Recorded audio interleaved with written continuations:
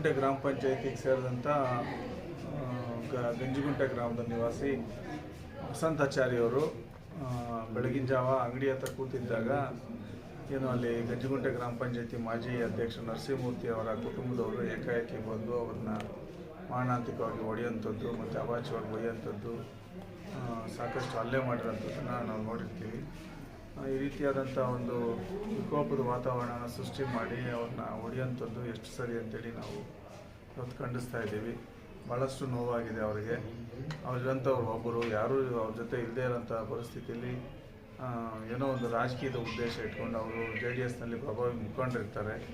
ಅವರು ಹೇಳಿದ್ದೇ ಮಾತನಾಡಬೇಕು, ಅವರ ಮಾತೇ ಅಲ್ಲಿ ವೇದವಾಕ್ಯ ಆಗೋಂಥ ನಿಟ್ಟಿನಲ್ಲಿ ಅವರ ನಡವಳಿಕೆಗಳಿಂದ ಪಂಚಾಯಿತಿ ಪೂರ್ತಿ ಭಯಭೀತರಾಗಿರೋಂಥದ್ದು, ಅವ್ರನ್ನ ಕಂಡ್ರೆ ಭಯ ಬೀಳುವಂಥದ್ದು, ಅವ್ರನ್ನ ಮಾತಾಡಿದ್ರೆ ಅಟ್ರಾಸಿಟಿ ಕೇಸ್ ಹಾಕ್ತಾರೆ, ಅಟ್ರಾಸಿಟಿ ಮಾಡ್ತಾರೆ ಅಂತೇಳಿ ಆ ಗೊಂದಲದಲ್ಲೇ ಅಲ್ಲಿನ ಜನ ಎಲ್ಲನೂ ಸಹ ಜೀವನ ಮಾಡ್ತಾ ಇರೋಂಥದ್ದನ್ನು ನಮ್ಮ ಕಿವಿಗೂ ಸಹ ಬಿದ್ದಿತ್ತು. ಅದರಂತೆ ಇವ್ರನ್ನ ಟಾರ್ಗೆಟ್ ಮಾಡಿ ಏನೇ ಒಂದು ಅಲ್ಲಿನ ಪಂಚಾಯಿತಿಯಲ್ಲಿ ಸಮಸ್ಯೆಗಳಿರೋಂಥದ್ದು, ಎಲ್ಲ ಯಾರಿಗಾದರೂ ಸಾರ್ವಜನಿಕರಿಗೆ ನೋವಾದರೆ, ಯಾರಾದರೂ ಒಂದು ರೀತಿ ಸರ್ಕಾರದ ವಿಚಾರವಾಗಿ ಒಂದು ರೀತಿ ಬೇರೆ ಕೆಲಸಗಳು ಮಾಡಿರೋದು ಎಲ್ಲ ಸಹ ಇವರು ಸೋಷಿಯಲ್ ಮೀಡಿಯಾದಲ್ಲಿ ಒಂದು ರೀತಿ ಪ್ರಚಾರ ಮಾಡಿ ಸರಿದಾರಿ ತರೋಂಥ ಕೆಲಸನ ವಸಂತವ್ರು ಮಾಡ್ತಾ ಇವರು ಕಾಂಗ್ರೆಸ್ ಪಕ್ಷದ ಕಟ್ಟಾಳಾಗಿ ಕೆಲಸ ಮಾಡ್ತಾಯಿದ್ರು. ಇಂಥವ್ರನ್ನೆಲ್ಲರೂ ಸಹ ಈ ರೀತಿ ಹಲ್ಲೆ ಮಾಡಿ ಒಬ್ಬೊಬ್ಬರನ್ನಾಗಿ ಒಂದು ಸೈಡ್ ಕೂರಿಸೋಂಥದ್ದು, ಅಲ್ಲಿ ತಮ್ಮ ಪ್ರಾಬಲ್ಯನ ಸಾಧನೆ ಮಾಡ್ಕೊಬೇಕು ಅಂತೇಳಿ ಈ ಮೂರ್ತಿ ಅನ್ನೋದು ಹುನ್ನಾರ ಭಾಳಷ್ಟು ದಿನಗಳಿಂದ ನಡೀತಾ ಇದೆ.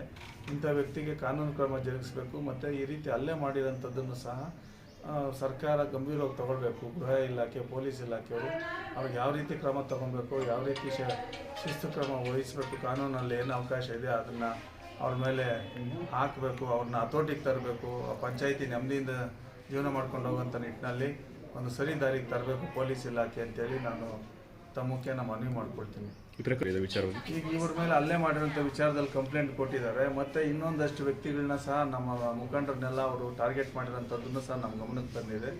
ಅದನ್ನು ಈಗ DYSP ಅವ್ರ ಗಮನಕ್ಕೆ ತಂದು ಅವ್ರ ಮೇಲೆ ಒಂದು ದೂರು ಕೊಡೋಂಥ ಕೆಲಸನೂ ಸಹ ನಾವು ಮಾಡ್ತಾಯಿದ್ವಿ.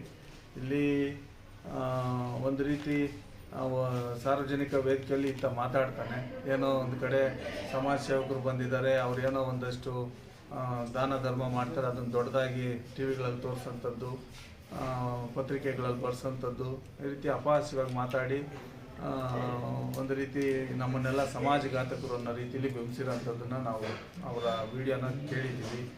ಈ ಮನುಷ್ಯ ಸಮಾಜ ಮುಖ್ಯ ಕೆಲಸ ಮಾಡಬೇಕಾದ್ರೆ ಏನು ಮಾಡಬೇಕು? ಈ ರೀತಿ ಹಲ್ಲೆ ಮಾಡಬೇಕಾ? ಇಲ್ಲ ಈ ರೀತಿ ಹೊಡೆಯೋಂಥದ್ದಾಗಬೇಕಾ? ಇಲ್ಲ ತನ್ನ ಕುಟುಂಬನ ಬಿಟ್ಬಿಟ್ಟು ಬೀದಿಯಾಗಿ ರೌಡಿಗಳ ರೀತಿ, ಅವಿದ್ಯಾವಂತರ ರೀತಿ ಹೋಗಿ ಏಕಾಏಕಿ ಹಲ್ಲೆ ಮಾಡೋಂಥದ್ದು ಎಷ್ಟು ಸರಿ? ಸಮಾಜಘಾತಕ ಅಂತ ತಾವು ಮಾತಾಡ್ತಿರಲ್ಲ, ನೀವು ಮಾಡಿರೋಂಥ ಕೆಲಸ ಏನು? ಸಮಾಜಕ್ಕೆ ಹಿತ ಮಾಡೋಂಥ ಕೆಲಸನ ಹಲ್ಲೆ ಮಾಡೋಂಥದ್ದು, ಒಬ್ಬ ಮನುಷ್ಯನ ಮೇಲೆ ದಬ್ಬಾಳಿಕೆ ಮಾಡೋಂಥದ್ದು, ಹೊಡೆಯೋದು ಬಡಿಯೋದು.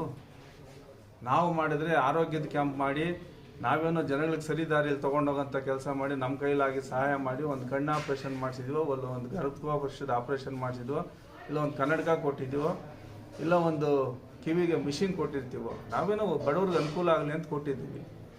ನೀವು ಕೊಡಿ, ನೀವು JDS ಪಕ್ಷದ ನಿಷ್ಠಾವಂತ ಕಾರ್ಯಕರ್ತ, ನೀವು ಮಾಡಿ, ಆರೋಗ್ಯದ ಕ್ಯಾಂಪ್ ಮಾಡಿ, ಪೆನ್ಷನ್ ಕ್ಯಾಂಪ್ ಮಾಡಿ, ಸಾರ್ವಜನಿಕರಿಗೆ ನೀವು ಚೇರ್ಮನ್ ಆಗಿದ್ದಂಥವ್ರು ನೀವು ಸಹಾಯ ಮಾಡಿ. ನೀವು ಅದು ಮಾಡಲ್ಲ, ಬರೀ ರಾಜಕೀಯ ಮಾಡ್ತೀರಿ. ಚುನಾವಣೆ ಬಂದರೆ ಗೆಲ್ಲೋಂಥದ್ದಾಗಬೇಕು ನಿಮಗೆ. ನಾವು ಕೊಟ್ಟರೆ, ನಾವು ಏನೋ ಹಸಿದಿರೋರಿಗೆ ಏನೋ ಆಹಾರದ ಕಿಟ್ ಕೊಟ್ಟರೆ ನಮ್ಮದು ಅಪಹಾಸ್ಯ. ನೀವು ಏನದು ಸ್ಕೂಟ್ರು ಏನೋ ಒಂದು ವೆಹಿಕಲ್ಸ್ ಕೊಟ್ಬಿಟ್ಟು ಓಟ್ ಹಾಕ್ಸ್ಕೊಳ್ಳೋಂಥದ್ದು ಪ್ರಜಾಪ್ರಭುತ್ವ ಸರಿನಾ? ನೀವು ಮಾಡ್ತಾ ಇರೋದೇನು? ನೀವೇನು ಹಂಗೆ ಬಂದಿಲ್ಲ, ನೀವು ಸಮಾಜ ಸೇವೆ ಮಾಡ್ಕೊಂಡೆ ತಾನೇ ನಿಮ್ಮ ನಾಯಕರು ಇವತ್ತು ಶಾಸಕರಾಗಿರೋಂಥದ್ದು ರವಿಕುಮಾರ್ ಅವರು.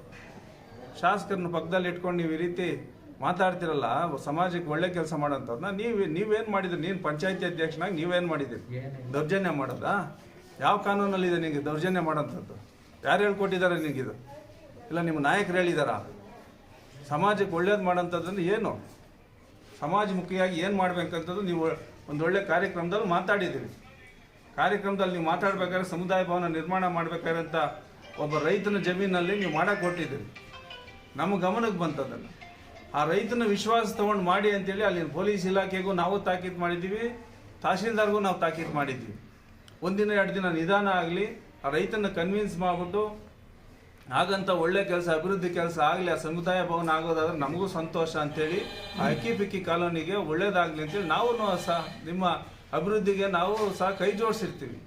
ತಾವು ಅದನ್ನು ಅರ್ಥ ಮಾಡ್ಕೊಳ್ದೆ ಏನೋ ಒಂದು ರೀತಿ ತಮ್ಮ ವಿರುದ್ಧ ಏನೋ ಮಾಡ್ಬಿಡ್ತಾ ಇದ್ದಾರೆ ಅಂದ್ಬಿಟ್ಟು ನಮ್ಮ ಕಾರ್ಯಕರ್ತರ ಮೇಲೆ ಇವೆಲ್ಲನೂ ಸಹ ನೀವು ದೌರ್ಜನ್ಯ ಮಾಡೋದು, ಇವೆಲ್ಲ ನಾವು ಅದೆಲ್ಲ ಒಳ್ಳೇದಲ್ಲ. ಅದೆಲ್ಲ ಈ ದೌರ್ಜನ್ಯಕ್ಕೆ ದಾರಿ ಇಲ್ಲ. ಅದಕ್ಕೆ ಇಲಾಖೆಯವರೇ ಉತ್ತರ ಕೊಡಬೇಕು. ಸರ್, ರಾಜಕೀಯ ಏನೇನಿಲ್ಲ ಈ ಥರ ಮಹಿಳೆಯವಾಗಿ ಎಷ್ಟು ಅಪಹಾಸ್ಯವಾಗಿ ಎಷ್ಟು ದೌರ್ಜನ್ಯಯುತವಾಗಿ ಅವ್ರು ನಡ್ಕೊಂಡಿದ್ದಾರೆ ಅಂತೇಳಿ ಇಡೀ ಇವತ್ತಿನ ದಿನ ರಾಜ್ಯ ನೋಡೋಂಥ ಪರಿಸ್ಥಿತಿ ತಂದಿಟ್ಟಿದ್ದಾರೆ. ಈ ರೀತಿ ಕಾರ್ಯಕರ್ತರು JDS ಪಕ್ಷದಲ್ಲಿ ಸಕ್ರಿಯವಾಗಿದ್ದು ಗೂಂಡಾಗಿರಿ ಮಾಡಿಕೊಂಡು ಈ ದೌರ್ಜನ್ಯಗಳು ಮಾಡ್ತಾ ಇರೋಂಥದ್ದನ್ನು ನೋಡ್ತಾ ಇದೇ ಮೊದಲಲ್ಲ. ಇಡೀ ಪಂಚಾಯಿತಿ ಇದರಿಂದ ಭಯಭೀತರಾಗಿ ಭಯದ ವಾತಾವರಣದಲ್ಲಿ ಬದುಕ್ತಾ ಇರೋಂಥದ್ದು. ಯಾರು ಇದನ್ನ ಬಗ್ಗೆ ಏನಾದರೂ ಶಬ್ದ ಮಾಡಿದ್ರೆ ಆತನ ಬಗ್ಗೆ ಧ್ವನಿ ಎತ್ತದೆ, ಆ ಧ್ವನಿ ಅಡಗಿಸೋಂಥ ಕೆಲಸ ಈತನ ಹಿಂದೆಯಿಂದನೂ ಮಾಡ್ಕೊಂಡು ಬಂದಿದ್ದಾನೆ. ಇದನ್ನು ಹತ್ತಿಕ್ಕಬೇಕು ಪೊಲೀಸ್ ಇಲಾಖೆಯವರು. ಈತನ ಮೇಲೆ ಕಾನೂನು ರೀತಿ ಸರಿಯಾದಂಥ ಕ್ರಮ ತಗೊಳ್ಬೇಕು. ಅವ್ರು ದೌರ್ಜನ್ಯ ಮಾಡೋದಕ್ಕೆ ಜೀವಂತ ಸಾಕ್ಷಿ ಇವತ್ತು ನಮ್ಮ ವಸಂತ್ ಕುಮಾರ್ ಅವರು. ಇನ್ನೊಂದಷ್ಟು ವ್ಯಕ್ತಿಗಳನ್ನು ಸಹ ಈತ ಟಾರ್ಗೆಟ್ ಮಾಡ್ತಾ ಇದ್ದಾನೆ ಅಂತೇಳಿ ನಮ್ಮ ಗಮನದಲ್ಲಿದೆ. ಅದ್ರ ಬಗ್ಗೆ ನಾವು ಇಲಾಖೆಗೂ ಸಹ ಮಾಹಿತಿ ಕೊಡ್ತೀವಿ. ಇದ್ರ ಮೇಲೆ ಅವ್ರ ಮೇಲೆ ಶಿಸ್ತು ಕ್ರಮ ತಗೊಂಡು ಕಾನೂನು ಕ್ರಮ ಜರುಗಿಸಲಿ ಅಂತೇಳಿ ನಾನು ಮನವಿ.